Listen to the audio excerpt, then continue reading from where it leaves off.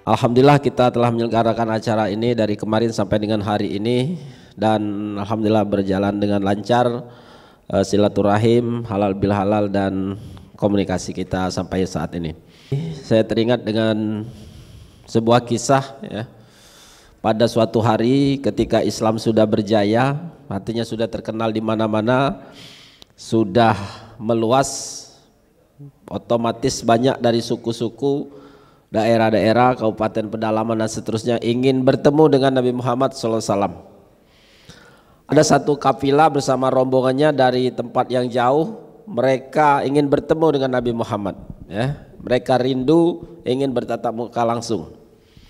Nah, sehingga rombongan kafilah ini membawa bekal, membawa kendaraan ya, mungkin onta atau kuda. Lalu mereka tibalah di depan rumah Nabi Muhammad sekitar Masjid Nabawi tersebut. Begitu datang tentu rindu yang lama terpendam ini ya melupakan segala-galanya, pengen langsung bertemu, bersalaman langsung, bersujud langsung. Nah Bapak Ibu rahimakumullah, sehingga mereka melupakan barang-barang bawaan mereka, pergi dan untuk pulang ya, perbekalan mereka termasuk kendaraan mereka, berebut mereka bersalaman bertemu dengan Rasulullah SAW, sehingga kudanya tidak ditambat, tidak diikat dan seterusnya.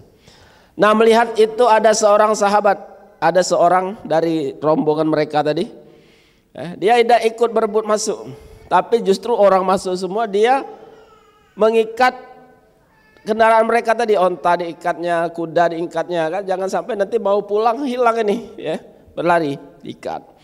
Barang-barang mereka tadi dia himpun satu dan dia tunggu itu ya. Nah sahabat tadi bertemu Nabi Muhammad SAW bertanya, ada yang bertanya tentang sholat, tentang puasa, tentang zakat dan lain sebagainya, tentang kepemimpinan termasuk bertanya. Mungkin sekitar 1 jam 2 jam mereka puas bertanya, senang bertemu Rasulullah, mereka keluar. Baru mereka nyadar, Masya Allah, siapa yang ikat barang-barang kita tadi ya.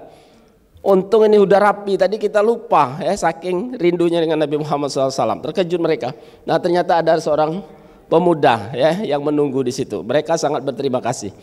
Aku minta izin, kata pemuda tadi, aku nak bertemu Rasulullah SAW. Aku minta izin 5 menit baik. Masya Allah, temannya 1 jam, setengah jam, 2 jam, dia minta izin 5 menit baik bertemu Rasulullah. Begitu datang, ya Rasulullah, aku ini rombongan mereka tadi, cuma tadi aku tidak masuk bareng mereka karena aku menghimpun mereka, saking senang gembiranya saya menghimpun apa tadi, barang, kendaraan dan seterusnya, menunggunya, dan setelah mereka keluar saya izin 5 menit kepada mereka, kepada Rasulullah, saya minta sesuatu. Kata Rasulullah, silakan sebutkan apa yang kau tanyakan, apa yang kau minta. Kata sahabat itu, ya Rasulullah, doakan saya agar paham Islam. Itu baik. Dia tidak bertanya tentang sholat, puasa, zakat, kepemimpinan, ada. Tapi dia minta doakan agar paham tentang Islam. Rasulullah terkejut. Sedikitnya permintaan orang ini. Ditanya lagi, apa yang kau minta? Doakan aku agar paham Islam. Didoakan oleh Rasulullah, kemudian dipegang pundaknya, disambil, engkau pulanglah kepada kaummu, setelah doakan, engkau adalah pemimpin mereka. Nah Bapak Ibu rahimakumullah, apa yang kita ambil hikmah? Ternyata dari hal itu, karakter seorang pemimpin itu, di situ Rasulullah memberikan kepada kita pelajaran ada 3 minimal ya. Yang pertama, karakter seorang pemimpin itu adalah apa tadi? Paham Islam. Nah maka kenapa kita harus ada upaya, ada upaya ikut pengajian-pengajian, ikut silaturahim agar kita semakin paham Islam ini. Itu permintaan orang tersebut ya, sehingga dia karena punya niat paham Islam ya, didoakan Rasulullah dan punya kriteria menjadi pemimpin. Nah kita ini pemimpin ya, di legislatif, eksekutif dan lain sebagainya. Yang berikutnya, ciri orang yang layak memimpin itu dari hal tersebut adalah orang yang cerdas. Kenapa cerdas? Waktu singkat, kalau dia nak sejam juga lama. Jadi dia cuma minta waktu 5 menit. Dan disampaikan yang 5 menit itu hal yang sangat luar biasa. Dunia dan seisinya. Kalau udah paham Islam itu seakan dapat dunia dan seisinya. Jadi cerdas. Yang ketiga, apa ciri orang yang layak menjadi pemimpin itu? Orang yang siap berkorban, orang yang melayani ya. Tadi bagaimana dia berkorban, teman-temannya tadi dia juga rindu Rasulullah tapi dia berkorban. Karena hidup ini ibaratnya tadi tidak bisa ini hilang dan seterusnya, dia menunggu itu.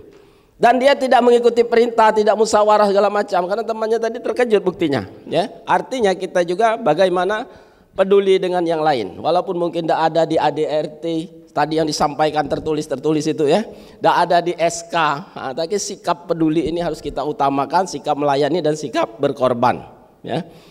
Ini Bapak Ibu rahimakumullah, mungkin apa-apa yang disampaikan tadi agar kita seperti pemuda tersebut, orang yang layak memimpin masuk kriteria Rasulullah SAW adalah orang yang punya sikap melayani, orang yang punya sikap peduli dan berkorban ya. Khususnya tadi bagaimana dia mengorbankan waktunya, mengorbankan keinginan bertemu Rasulullah, mendahulukan para sahabat teman-temannya, orang lain ya, ketimbang kepentingan dia sendiri.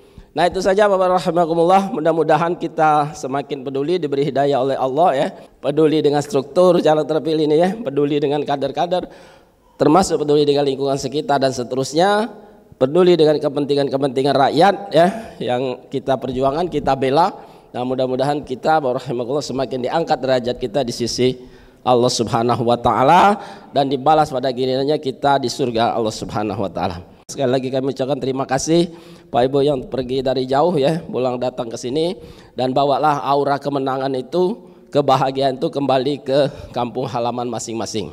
Nah Bapak Ibu rahimakumullah, mari kita sebarkan semangat ya, para struktur dan calon-calon yang jadi ini.